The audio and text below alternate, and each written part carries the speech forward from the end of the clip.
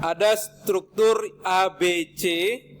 BC itu sebenarnya seperti balok, AB itu seperti kolom, cuman kolomnya itu tidak lurus dan dia memiliki kemiringan. Dan dibebani di balok BC itu seperti terlihat dia beban merata tapi tidak sama besar. Di kiri dia 10 kN per meter, sampai ke ujung dia berkurang sampai 4 kN per meter. Nah, yang ingin saya tekankan dengan sangat, kalian itu harus bikin free body diagram yang bagus, lengkap, dan skala. Itu akan memudahkan kalian nanti mencari reaksi perletakan. Semua harus dimulai dengan free body diagram yang lengkap. Nah, free body diagram itu, ini kan kalau yang digambar strukturnya, dia itu elemennya itu memiliki ketebalan, ya. Ini memiliki ketebalan. Nah, kalau di free body diagram nggak perlu kita menggambarkan ulang ini, tapi itu direpresentasikan dengan garis. Misalkan ini elemen B dan C ini dia panjangnya 10 meter dan saya bikin dia satu kotak ini merepresentasikan dia 10 meter. Satu kotak 1 meter, jadi dia perlu 10 kotak. 2, 4, 6, 8, 10. Ya, ini titik, ini titik B dan ini titik C. Saya gambarkan dia. Ya, silakan aja.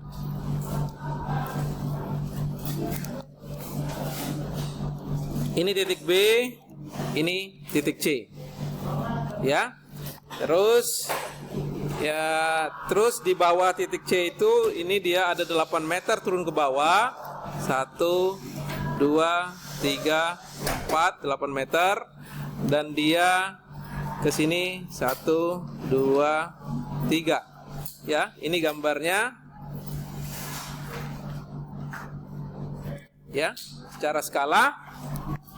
Nah, ini dia gambar struktur yang kita punya. Jadi ini kita kasih nama A, ini kasih informasi yang lengkap, dimensinya berapa. Di sini dia 4 meter dan di sini 6 meter. Dan di sini saya kasih gambar informasi ketinggiannya 8 meter. Bentar.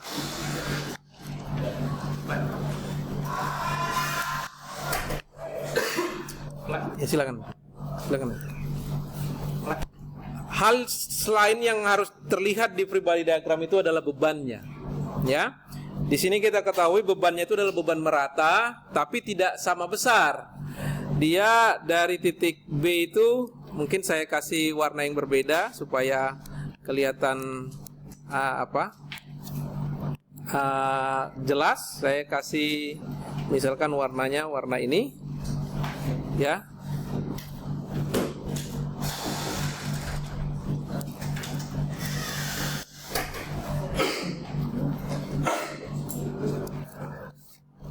Bentar. Ya, kira-kira gini ya. Ini dia pulpennya lagi bermasalah. Oke, ini dia bebannya.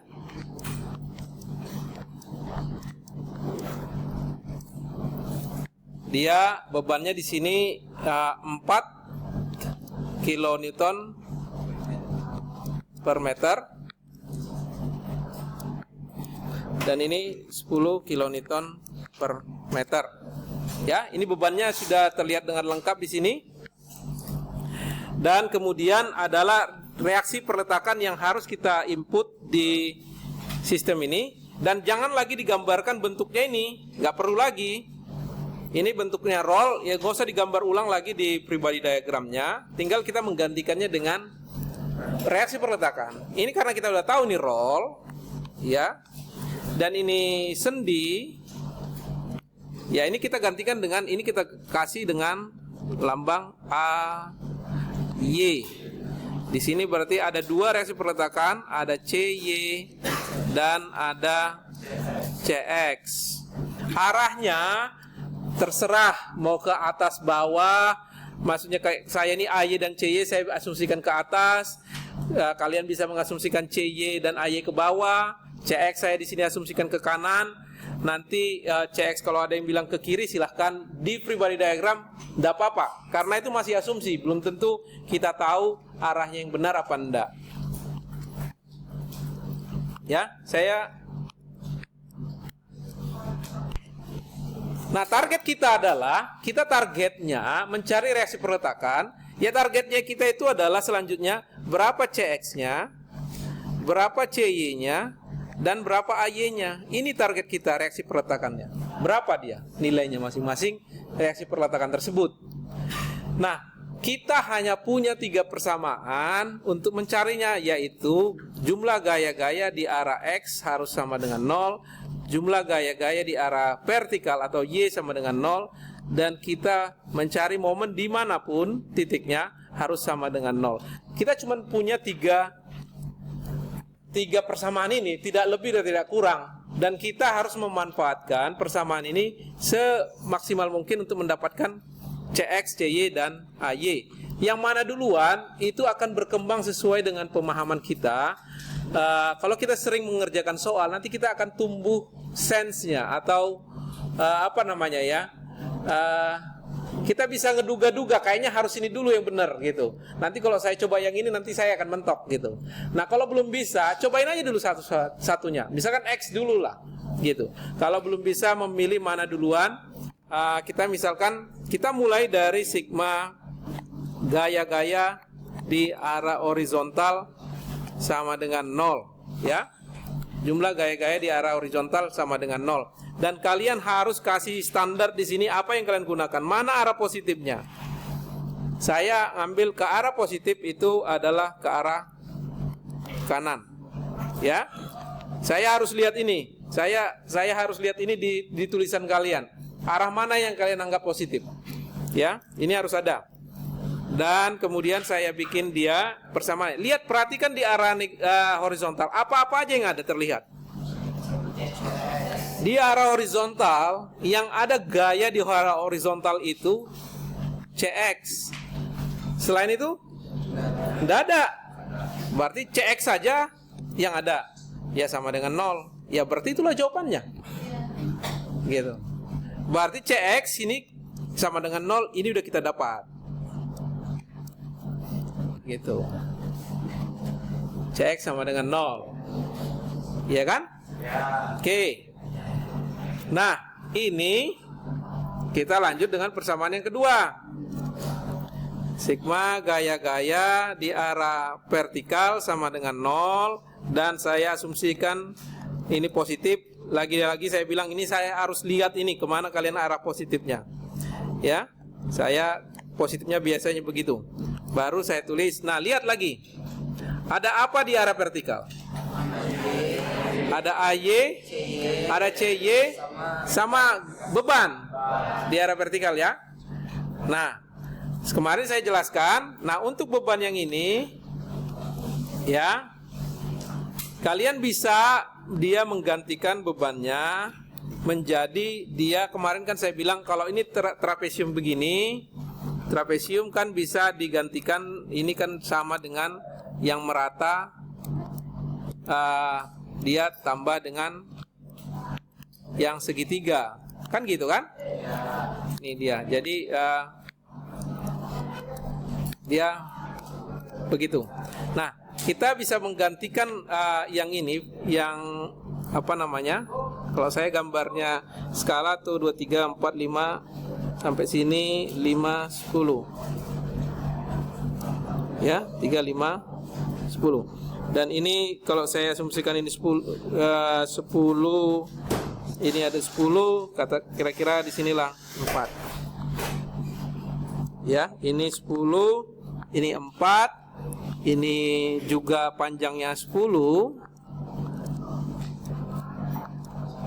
Ya.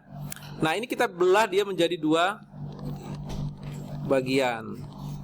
Ya, bagian yang pertama ini luasannya, kan kita menghitung luasan. Menghitung luasan berarti kalau ini 4, ini 4, ini tinggal ini berarti 6. Berarti luasannya 6 kali 10 kali setengah, ya. Berarti 30, ya. 30 nilainya. Ya. Terus luasan yang ini dia 4 nilainya kali 10. Berarti 40. Ya. Nah, ini kita garis kerjanya itu berarti kalau yang A2 itu garis kerjanya di tengah. 1 2 3 4 5. Ini dia garis kerjanya. Di sini yang A2. Yang A1 kalau segitiga kan kemarin saya bilang sepertiga dari sisi ini kan? Sepertiga dari 10 berarti itu 3,3. Berarti kira-kira di sini. Ini dia tempat garis kerjanya A1. Nah, di sini kalian tambahkan di free body diagramnya atau bikin gambar sendiri juga nggak apa-apa.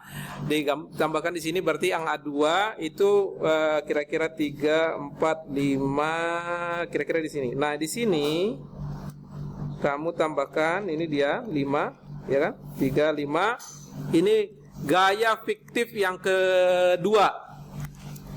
Ya, gaya fiktif yang kedua yang besarnya 40 kilonewton. Yang jaraknya dari sini kamu kasih, ini jarak dari B itu adalah 5. Ya kan? Dan jarak gaya fiktif yang pertama itu adalah 3,3. Itu gunanya kita menggambar dengan skala.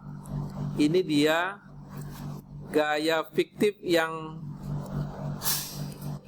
nilainya 3,33. Jaraknya nilainya saya tulis di sini. PF1 adalah 30 kilonewton.